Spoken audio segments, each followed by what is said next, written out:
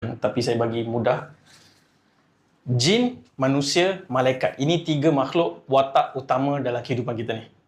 Jin diciptakan daripada api, manusia diciptakan daripada tanah, malaikat diciptakan daripada cahaya. Malaikat unik, dia tidak ada pilihan.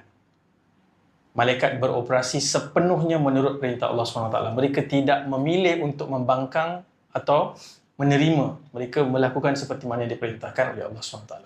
Jin dan manusia, kita dua-dua makhluk yang berakal, boleh membuat pilihan, beranak pinak, dan kita ada kehidupan dan ajal. Ada sampai waktu kita akan mati dan kita akan dipertanggungjawabkan. Manusia dan jin akan dipertanggungjawabkan ke atas semua pilihan yang kita buat sewaktu kita hidup.